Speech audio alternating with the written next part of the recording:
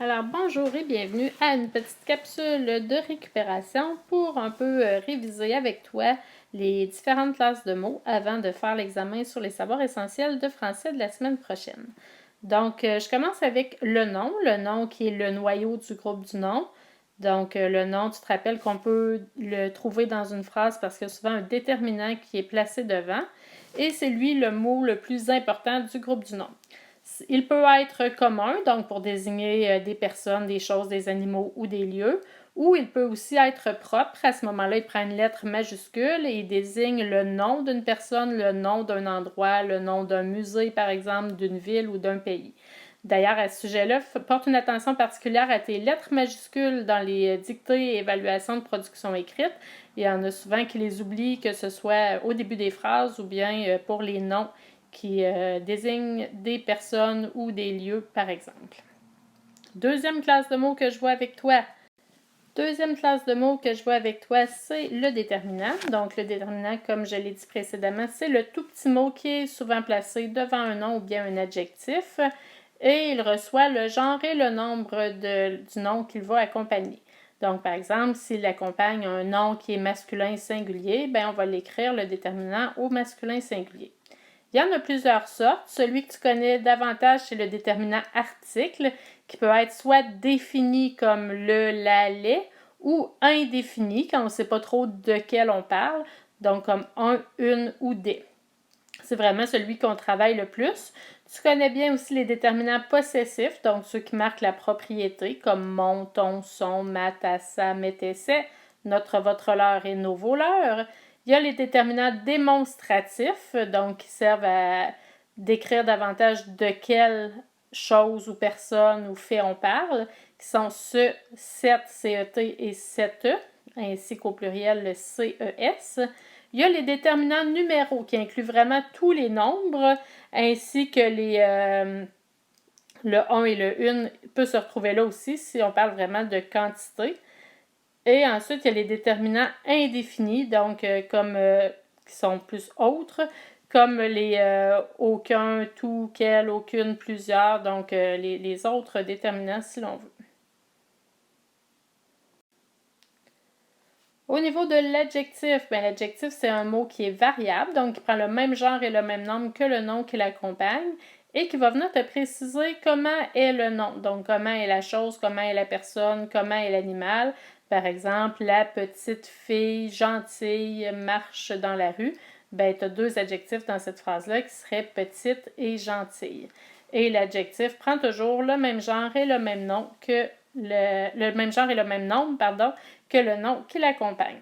Petit truc pour pouvoir le repérer dans une phrase, tu peux le remplacer par un autre adjectif ou tu pourrais juste l'effacer dans la phrase sans que ça change le sens ou bien ajouter le mot très, donc l'adverbe très devant. Et si ça fonctionne, c'est trois petits trucs qui te montrent que ça a des bonnes chances que le mot soit un adjectif. Au niveau du pronom, le pronom, c'est un petit mot aussi, en général, comme le déterminant, qui est placé cette fois-ci devant un verbe. Donc, le pronom sert à remplacer la personne dont tu parles dans une histoire. Donc, il t'évite de répéter toujours le même prénom, par exemple, ou de répéter toujours la même chose. Ça te permet de faire des variations, donc de remplacer un nom par un pronom pour avoir un texte qui est peut-être plus riche, plus complet, moins répétitif. Ceux que tu connais davantage, c'est les pronoms personnels, donc tous ceux qui sont devant les verbes, les pronoms de conjugaison. Je, tu, il, nous, vous, il. Mais aussi les moi, les lui, les nous et vous comme pronoms qui réfèrent. Et aussi le on, à ne pas oublier. Tu te rappelles que le on est comme la troisième personne du singulier. Parmi les autres sortes de pronoms, il y a les pronoms possessifs. Donc, encore là, comme les déterminants du même nom, les pronoms possessifs marquent la possession. Donc, par exemple, le mien est sur la table de cuisine, si je parle d'un livre, par exemple, puis que je l'ai nommé dans la phrase précédente. Donc, le mien devient un pronom qui remplace tes mots, le livre. Il y a aussi les pronoms démonstratifs, les pronoms interrogatifs, donc ceux qui servent à poser des questions, les pronoms relatifs et d'autres pronoms. Donc, il y a plusieurs mots qui ont cette classe-là, Mais ce qu'on va voir davantage cette année, c'est vraiment les pronoms personnels sur lesquels on va axer davantage. Ensuite de ça, il y a le verbe. Donc, le verbe qui est le mot d'action, qui indique souvent soit l'action que le personnage fait ou qu'une personne fait, ou bien son état. Donc, ça peut être les verbes d'état comme être, paraître, sembler, devenir, demeurer, rester. Le verbe se conjugue à toutes les personnes, à tous les nombres et à tous les temps. Donc, c'est ce qu'on voit. Il peut y avoir différentes personnes. Et il y a les verbes d'action et les verbes attributifs qui, eux, sont les verbes d'état. Pour repérer le verbe conjugué et le truc pour déterminer dans une phrase que le mot est un verbe, on l'encadre avec ne pas. Donc, on met ne devant le verbe conjugué et pas à la suite. Pour préciser le nom, on avait une classe de mots qui s'appelait l'adjectif. Et bien, pour préciser un verbe ou bien un adjectif, on a aussi une classe de mots qui s'appelle l'adverbe. Donc, l'adverbe, c'est un mot invariable. Ça veut dire qu'il s'écrit toujours de la même façon. On ne peut pas le mettre au singulier ou au pluriel, au féminin ou au masculin. Il s'écrit toujours de la même manière et il sert à préciser le verbe ou à préciser un adjectif ou à préciser un autre adverbe. Souvent, tu vas voir l'adverbe, il se termine par le son ment, M-E-N-T, et il décrit une façon de faire. Exemple, tranquillement, bruyamment, lentement, intelligemment. Mais c'est pas nécessairement qui va finir par les lettres M-E-N-T. Ça peut aussi être d'autres mots comme très, par exemple, comme aujourd'hui, comme souvent, comme partout. Donc, ça peut donner des indications de manière, de quantité, de temps, de lieu, d'affirmation ou de négation d'un verbe ou d'un adjectif. L'avant-dernière classe de mots dont je te parle aujourd'hui, c'est la préposition. De la préposition qui est un petit mot invariable qui sert à introduire quelque chose. Donc, il y a toujours une suite à une préposition.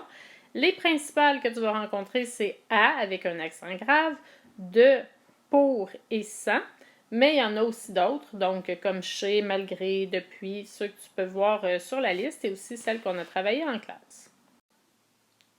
Enfin, la dernière classe de mots qu'on a vue ensemble, c'est la conjonction. Donc, la conjonction qui est un petit mot invariable qui sert soit à unir deux phrases qui auraient pu être distinctes, les mettre dans la même phrase, ou unir des mots à l'intérieur d'une même phrase. Donc, les plus connus sont mais, ou, et, donc, car, ni et or. Mais il y en a plein d'autres et chacune marque quelque chose de différent. Donc, avant, c'est ce que tu appelais des marqueurs de relation. Donc, vraiment des mots qui servent à faire des liens. Il y a des conjonctions d'addition, des conjonctions d'alternative, des conjonctions d'opposition, de temps et de cause. Alors voilà pour les classes de mots. J'espère que tu vas bien te préparer. Je te conseille d'être très attentif quand on ferait la phrase du jour en classe. Ça t'aide beaucoup à être capable de déterminer toi-même la nature de chaque mot. Puis à te questionner davantage aussi quand on fait des productions écrites là, pour savoir comment accorder ton mot, si tu dois l'accorder ou non. Souvent, de savoir la sorte de ce mot-là, ben, ça peut t'aider grandement à t'améliorer en écriture également. Fait que bonne étude, bonne préparation. Puis bonne chance pour l'examen!